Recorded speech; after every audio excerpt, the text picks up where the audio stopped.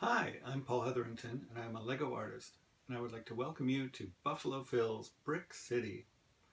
The Brick City took 6 months to design and build, and it was built in the summer of 2019.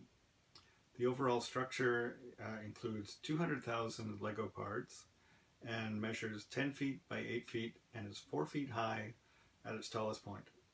So the starting point in designing the Brick City was to come up with an overall concept. The backstory I came up with involved two characters, Buffalo Phil and Moose Jaw. Now, Buffalo Phil and Moose Jaw owned a cabin on top of a tall mountain, and they like to host barbecue parties. And it wasn't long before word got around the Wisconsin Dells about the great food and the fun times people were having at the parties. So as you can imagine, as time went on, other businesses started to open up nearby, and it wasn't long before the entire area was a bustling metropolis of restaurants and stores and play zones. There was even two lines of track that serviced the area with two separate train stations. And if you actually look closely, you can see lots of Lego celebrities in the area checking things out, along with many figures. So once I started building, the first building that I designed was the Wisconsin Dells Visitor Center. It's got a 1960s style design to it. I had a lot of fun coming up with that design aesthetic. And it's basically your starting point in your adventures in the Brick City.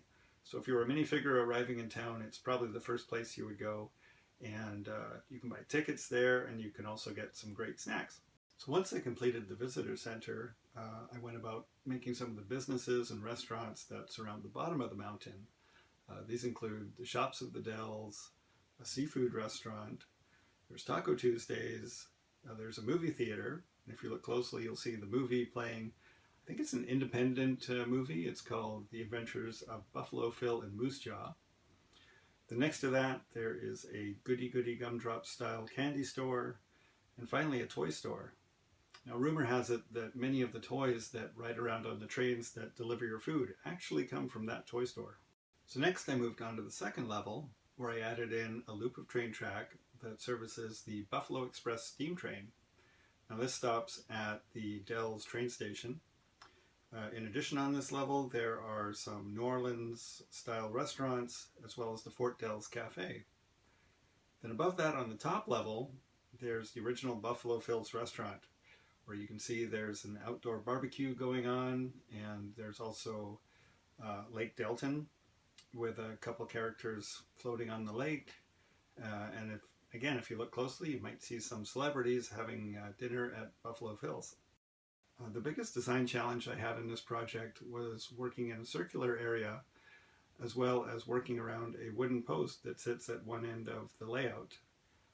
My solution to this was to actually build a Lego apartment building around the post, and then to hide the top of the post with some billboards.